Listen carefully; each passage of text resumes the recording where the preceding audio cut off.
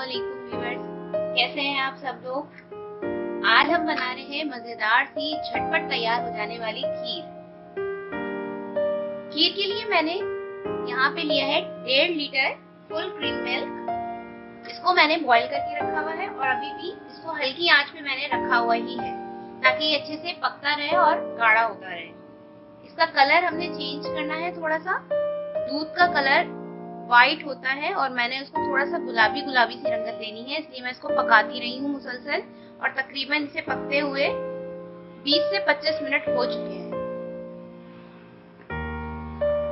दूध में देखिए अच्छे तरीके से जब बॉयल आना शुरू हो जाए, उबाल आना शुरू हो जाए, तो उस टाइम पे आपने इसके अंदर डाल देनी है हरी इलायची 4 से 5 अदद।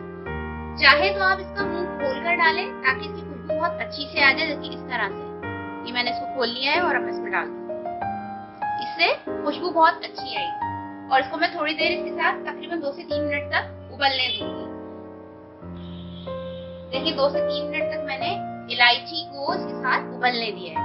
अब मैंने 1.5 लीटर यानी कि 1.5 लीटर जो है वो दूध लिया है, तो उसमें मैंने तकरीबन 1 पाव जो है बासमती राइस भिगो के रखे थे। ये देखिए 1 पाव बासमती राइस आपने लेने हैं। बासमती राइस नहीं है तो आप जो अवेलेबल है वो भी ले सकते हैं, लेकिन इससे टेस्ट बहुत अच्छा डेवलप होता है। मैंने इसको भिगो के रखे हुए थे, मैंने पानी इसका डिस्कार्ड कर दिया है और अब मैं चावल इसमें डाल दूंगी। हमने पीसना नहीं है, अगर आप चावल को पीस के डालेंगे तो वो फिर फिरनी तैयार होती है, खीर तैयार नहीं होगी। और अब मैंने इसमें मुसलसल चम्मच चलाते रहना है ताकि हमारे चावल जो है वो एक दूसरे से चिपके ना और अच्छे तरीके से दूध में पक जाए। मैंने चावलों को तकरीबन भी 20 से 25 मिनट तक बिल्कुल धीमी आंच पर बिल्कुल हल्की सी लो जलाइएगा चूल्हे की अपनी, और उस पर मैंने इसे पकाना है ताकि हमारे जो चावल जो है वो बहुत अच्छे तरीके से टेंडर हो जाए और इसी में पक पक के घुट जाए।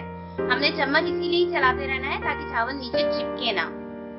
अब इसे मैं तकरीबन 20 से 25 मिनट तक इसी तरह से धीमी आंच पे पकने दूंगी।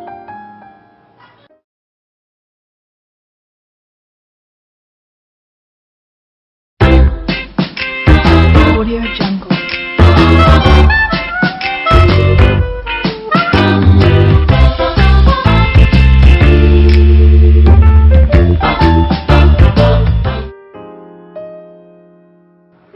देखिए 10 मिनट हुए हैं चावलों को पकते हुए और ये अच्छे खासे फूल गए हैं। देखिए, लेकिन अभी मैंने इसको मजीद 10 से 15 मिनट पकाना है ताकि अभी जो ये टेंडर हो गए हैं, लेकिन इतने नहीं हुए, इन्हें बिल्कुल घुट जाना है। तो 10 से 15 मिनट में इसे मजीद इस तरह से चम्मच चलाते हुए पकाती जाऊंगी ताकि जो गले हुए चावल हैं वो टूटते जाएं और साथ साथ दूध में मिक्स होके अच्छे से घुट जाएं। साथ ही इसमें मैं शामिल कर रही हूँ 1/4 टीस्पून पिसी हुई इलायची यानी इलायची पाउडर। ये देखिए 1/4 टीस्पून मैंने इलायची पाउडर डाल दिया। साबित इलायची मैंने अलग डाली थी और पाउडर मैं अलग डालूंगी। पाउडर मैंने शुरू में इसलिए नहीं डाला कि आपका जो दूध होता है उसका कलर थोड़ा सा मैला मैला हो जाता है इसको फौरन डालने से। अब ये चावलों के साथ डालेंगे तो चावलों की सफेदी और दूध की सफेदी इसकी इलायची का कलर आने नहीं देगी, लेकिन खुशबू बहुत जबरदस्त आएगी। लेकिन चम्मच चलाती जा रही हूँ मैं साथ साथ चावलों में और ये बहुत अच्छे तरीके से घुट चुके हैं। मैं आपको दिखाती हूँ इसको। ये देखिए ये बिल्कुल इस तरह से टूटे टूटे होकर घुट गए हैं। इस तरह की फॉर्म हमें लेकर आनी है। मैं आपको और करीब से भी दिखा देती हूँ ताकि आप लोगों को समझ आ जाए। ये देखिए इस तरह की फॉर्म लेके आनी है हमने इसको चम्मच चलाते चलाते। अब इस लेवल पे मैंने इसके अंदर शामिल कर देनी है चीनी। यहाँ 1.5 लीटर मेरे पास दूध था, 1 पाव मैंने चावल लिए थे बासमती राइस जो कि मैंने 20 से 25 मिनट पहले भिगो दिए थे, और अब इसमें मैं चीनी डालूंगी। सही है। हाँ, तो अब मैं इसमें चीनी डालूंगी तकरीबन 1.5 पाव। ठीक है, वैसे तो आधा किलो चीनी भी लोग डालते हैं।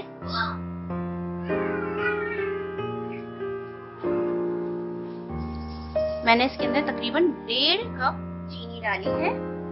आप लोग अपने टेस्ट के अकॉर्डिंग इसके अंदर चीनी शामिल कीजिए। कुछ लोग बहुत ज्यादा मीठा खाते हैं, तेज मीठा मेरा कहने का मतलब ये है, तो आप उसके अंदर और चीनी भी यूज कर सकते हैं। अक्सर लोग चीनी की बजाय कुमेल यूज करते हैं, यानी कि कंडेंस मिल्क यूज करते हैं।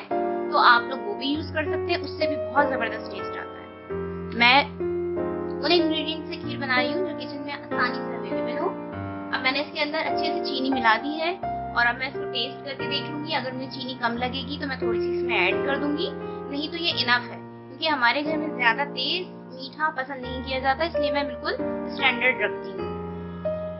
चीनी इसके अंदर अच्छे से डिसॉल्व होने के बाद मैंने तकरीबन 20 से 25 पिस्ते लिए थे और इस तरह से इसको मोटा मोटा क्रश कर लिया और वो मैं इसके अंदर डाल रही हूँ। और अब मैं इसको मिक्स कर दूंगी। ये हमने चीनी के साथ ही पकाना है, अच्छे से मिक्स कर लें। बाकी के पिस्ता, बादाम, जो भी आप इसके अंदर डालना चाहते हैं खीर में, वो आप एंड में शामिल कीजिएगा। पकते टाइम मैंने इसमें पिस्ता डाला है। अच्छा, अक्सर लोग पिसा हुआ खोपरा भी यूज करते हैं, लेकिन एक चीज मैं बता दूं, जो खीर बनाने का असल तरीका होता है उसमें कभी भी खोपरा और किशमिश ये दो चीजें नहीं डलती हैं। वैसे आप लोग इसमें बिल्कुल डाल सकते हैं, अगर आप लोगों को पसंद है, कोई मना भी नहीं है। अब मैं इसको तकरीबन 5 से 7 मिनट इसी तरह से पकने दूंगी। देखिए हमारे पास पकते हुए खीर को 5 से 7 मिनट हो चुके हैं। हमने बहुत ज्यादा इसको नहीं पकाना है, जितना आप पकाते जाएंगे ये थिक होती जाएगी और बहुत ज्यादा थिक जो होती है वो बिल्कुल अच्छी नहीं लगती है। नॉर्मल थिकनेस होनी चाहिए ताकि खीर अपना जो टेस्ट होता है वो बहुत अच्छे से आपकी जबान पर महसूस हो सके। अब मैंने फ्लेम को ऑफ कर देना है और साथ ही इसके अंदर शामिल कर देना है ½ टीस्पून के बराबर केवड़ा एसेंस। ये देखिए ½ टीस्पून मैं इसके अंदर केवड़ा एसेंस शामिल कर रही हूँ और इसको मिक्स कर दूंगी मैं। अब मैंने फ्लेम ऑन नहीं करना है, केवड़ा आपने हमेशा लास्ट में शामिल करना है ताकि उसका अरोमा जो है, उसकी जो खुशबू है वो जाया ना हो पकने के बाद। और अब मैंने इसको सिर्फ 2 से 3 मिनट के लिए कवर करके रख देना है।